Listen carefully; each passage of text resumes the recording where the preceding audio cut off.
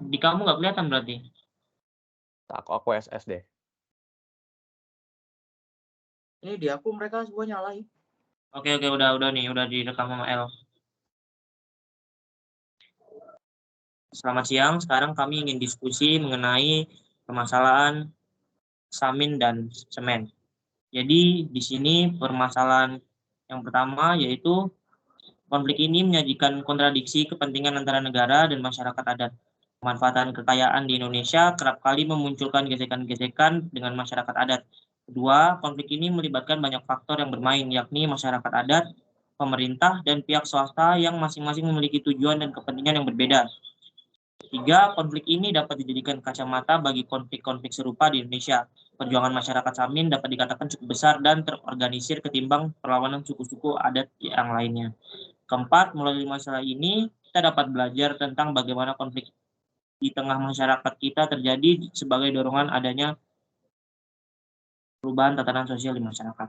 Oke, mungkin pertanyaan yang pertama, eh, apakah perjuangan masyarakat Samin bisa dibilang benar untuk memperjuangkan hak-haknya? Mungkin bisa langsung dijawab.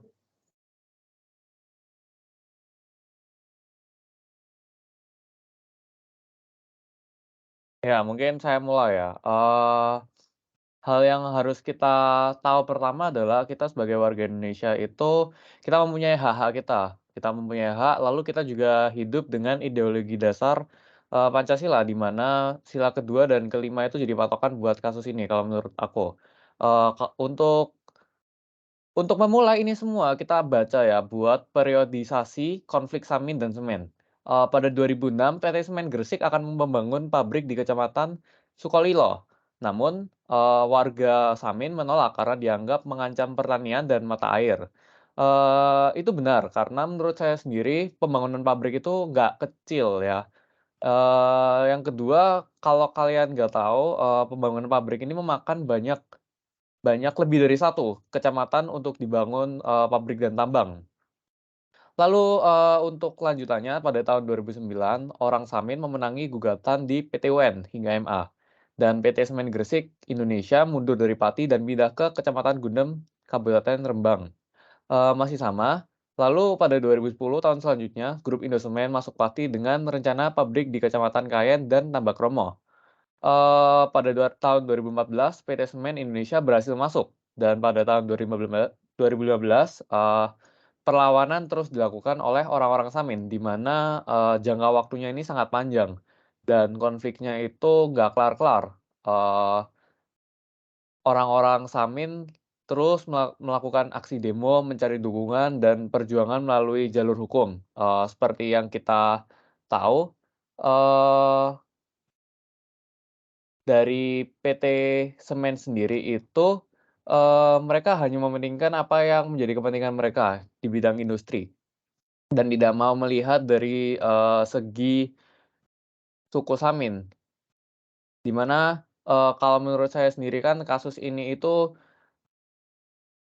akan sangat merugikan bagi suku Samin, di mana mereka yang, kesehariannya bekerja sebagai petani, mata pencahariannya bertani, lahan sawah mereka itu akan diambil dan itu totalnya berhektar-hektar, nggak mungkin kecil kan. Eee, Kalau misalnya Semen sendiri bakal menang, nanti Samin, mata pencahariannya hilang, di mana kita tahu sendiri kalau suku-suku seperti ini kan, pendidikannya itu pendidikannya terbatas, di mana kalau misalnya mereka mencari kerja itu bakal sulit dan, kehidupan mereka akan terancam, sangat terancam. Lalu, dilansir dari kompas.com, Pulau Jawa juga dinilai sangat kritis jika dilihat dari buruknya daya dukung lingkungan dan tingginya konflik agraria. Namun izin-izin penambangan masih terus diberikan dengan mengonversi daerah tangkapan air, hutan, dan kawasan pertanian. Total konsesi yang sudah diberikan hingga saat ini buat pabrik-pabrik, agraria seperti ini itu totalnya sampai 35.000 hektar, di mana ini, nilai yang fantastis. Jadi menurut saya sudah cukup, konflik seperti ini, jadi buat suku Samin sendiri, patut untuk memperjuangkan hak asasi manusianya dengan, apa yang mereka punya, gitu.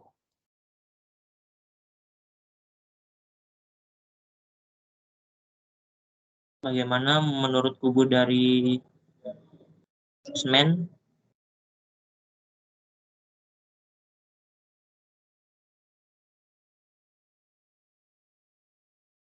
Baik, Rafael.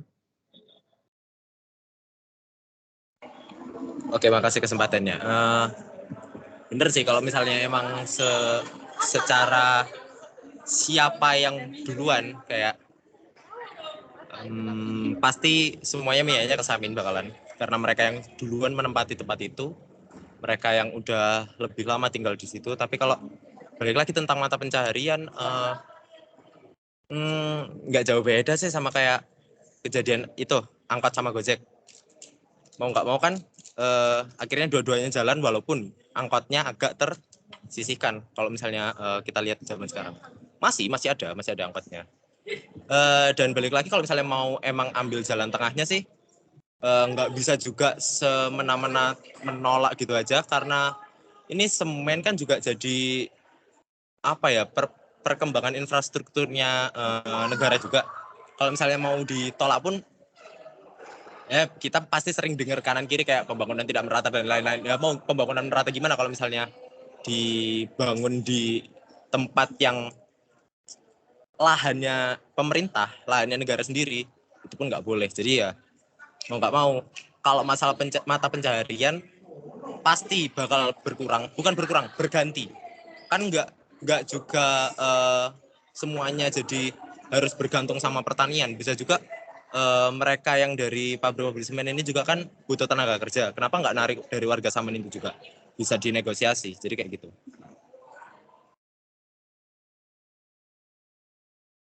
Oke, mungkin aku bakal kasih pertanyaan lagi. Untuk pertanyaan yang kedua, ini berhubungan dari pabrik semennya ya. Jadi tujuan pabrik semen ini kan secara yang tertulis dia bukan untuk mengambil wilayah atau sebagainya. Dia lebih ke arah ingin meningkatkan pembangunan dengan cara dia membeli lahan dan akhirnya jadi ada deal-dealan antara semen dan warganya. Secara tidak langsung, apakah masyarakat Samin ini menolak pembangunan? Mungkin bisa dijawab.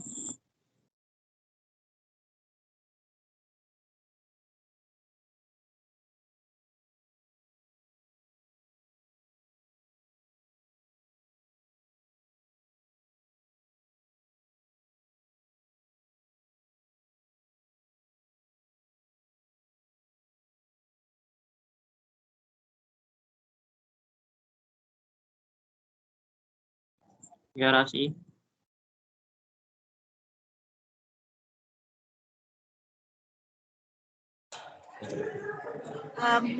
Mungkin pandanganku dari Samin ke semennya itu lebih ke cara mereka berperilaku dan cara mereka untuk menegosiasi ke ke Saminnya.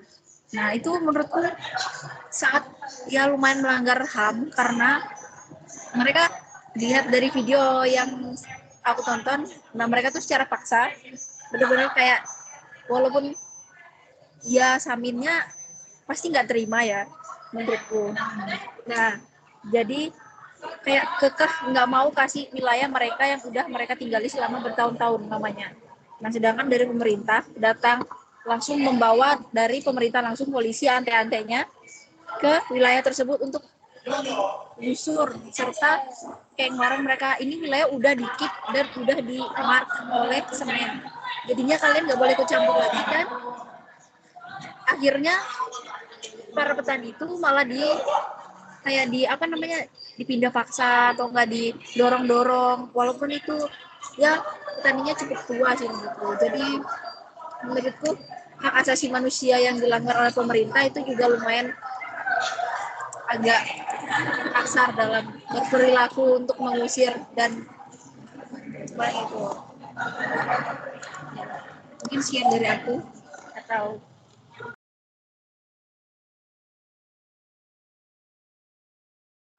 Baik, Vero. Oke, mungkin ada sedikit tambahan dari saya yang tentang lanjutan dari Rasi tadi. Kenapa suku Samin itu sangat memperjuangkan haknya untuk melawan pabrik semen ya? Itu karena kesehatan dan yang pertama kesehatan dan kesejahteraan itu karena ada dampak polusi dari pabrik semen. Dampaknya itu negatif pada kesehatan suku yang tinggal di sana dan kesejahteraan masyarakat setempat. Lalu masyarakat suku Samin mungkin mengalami peningkatan risiko terhadap penyakit pernapasan karena biasanya kalau misalnya ada pembangunan pasti kan sangat banyak polusi udara gitulah. Terus lalu penyakit kulit, lalu atau gangguan kesehatan lainnya yang berhubungan dengan polusi udara atau limbah dari pabrik semen itu sendiri. Itu aja. Oke, bisa lanjutkan oleh Rama, Sanggan. Saya nggak menyangka sih, lebih ke mendukung juga karena saya juga menurut saya jika dilihat dari sudut pandang lingkungan, kan tadi katanya Vero itu merugikan dari dampak kesehatan. Tapi di sini lingkungan pembangunan pabrik semen ini akan berdampak juga pada kerusakan lingkungan. Di mana lingkungan yang akan fungsinya itu yang sebenarnya kayak di sana itu kayak tanahnya subur, terus kayak airnya jernih. Nah, gara-gara kayak pembangunannya semen pabrik ini bisa jadi lingkungannya ini tercemar, kayak kesuburannya menurun, terus kayak air sungai itu kotor gara-gara mungkin pembuangan di sana kayak gak bagus aja, dan juga menyebabkan kayak erosi gitu di sungainya. Mungkin gitu aja sih kalau dari aku.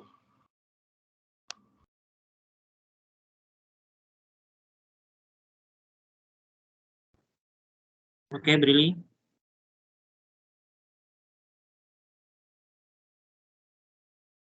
Oke, kalau dari pandangan aku ya, aku pro semen. Tapi aku nggak pandang buruk sama kampung Saminnya. Soalnya dari Saminnya kan emang di situ kan wilayah yang ya itu kayak dibilang Rama tadi, airnya bersih, terus sumber dayanya banyak di situ, terus terancam hilang. Tapi di sisi semen kan juga kalau dibangun di situ kan bakal semen bangun di situ kan negara juga udah mikir, negara juga udah disetujuin negara ya kan pembangunan semen di situ, pabrik semen. Kan itu maksud pembangunan pabrik semen itu kan buat kelangsungan infrastruktur di Indonesia. Jadi ya kalau semen nggak ada ya ini pembangunan di Indonesia kan nggak meningkat lah. Terus dari si Samennya juga kan emang menolak gitu ya. Ada kekeringan, pengangguran, krisis. Soal pengangguran itu kan pabrik semen pasti ada kemudahan, pasti memberi jalan kemudahan untuk bekerja di pabrik semennya. Ini konfliknya hampir sama kayak aku duluan di Sidoarjo terus digusur sama tol. Iya, digusur sama tol, ada pembangunan tol gitu. Terus akhirnya kami setuju ya udah, kan tol buat biar jalanan di Sidoarjo kan biar nggak macet gitu. Ya gitu sih kalau dari aku. Terima kasih.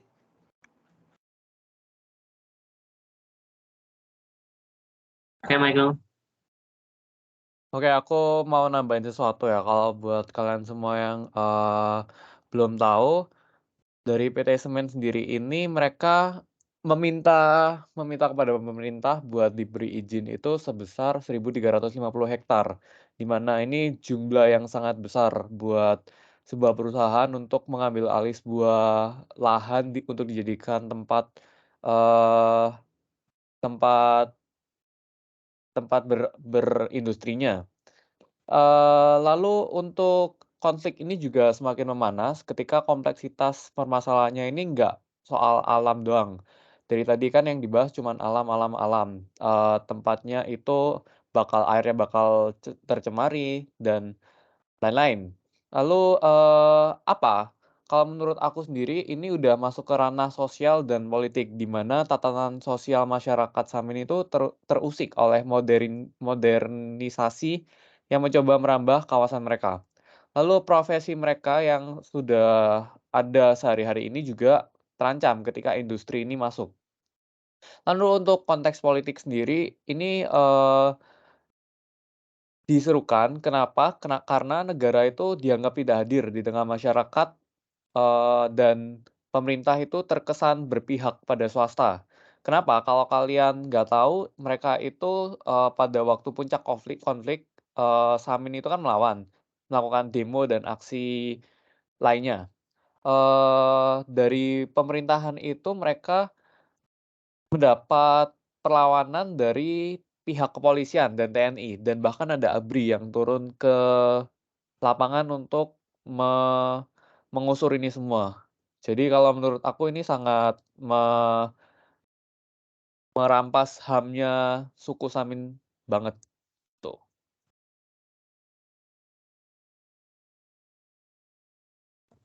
Oke, Rama. Iya sih, saya juga setuju sama yang dikatakan Michael tadi, karena dampak yang diberikan oleh pembangunan pabrik semen ini gak cuman kerusakan alam, bahkan kayak pencemaran udara, dan juga suara yang ditimbulkan oleh industri tersebut, kayak misalnya kebisingan yang didapatkan oleh masyarakat itu kayak menimbulkan kecemasan tersendiri, dan juga kayak akibat aktivitas mesin itu pastinya kayak mengganggu aktivitas masyarakat juga, gitu sih. Oke, mungkin udah semua memberikan argumennya.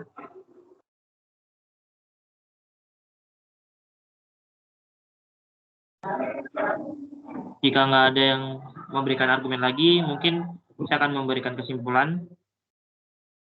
Oke, jadi dari permasalahan ini, sebenarnya dari sudut pandang apa yang dari kalian katakan, keduanya salah. Untuk yang pertama, saya bahas dari pemerintahnya atau dari semennya, karena pertama mereka tuh power of abuse, jadi menggunakan kekuasaannya untuk melakukan hal yang semena-mena. Dan untuk dari kesalahan dari masyarakatnya, karena mereka itu ketika ada pertentangan, mereka melakukan revolusi, di mana revolusi itu bersifat buruk, bersifat menggulingkan, dengan cara tanpa berkomunikasi yang benar, karena negara kita saja menggunakan demokrasi Pancasila, di mana kita juga harus mendengar dari kedua sisi agar mendapatkan hasil yang maksimal. Mungkin kekurangan di sini, mereka hanya kurang musyawarah yang baik, jadi keduanya tidak mendapatkan keuntungan yang sama. Jadi di sini mungkin yang paling diuntungkan dari pihak semennya, karena dia berhasil memenangkan tuntutannya atas wilayah untuk dijadikan pabrik setelah konflik ini terjadi selama 10 tahun. Masyarakat Samin pun tidak mendapatkan keuntungan yang setimpal lah dengan pihak semen. Jadi keduanya pun ada salahnya. Cuma karena tadi dari pemerintahan banyak dukungan, jadi semen juga pun menang. Mungkin itu saja hasil diskusi dari kelompok kami. Jika ada salah, kurangnya kami minta maaf. Selamat siang.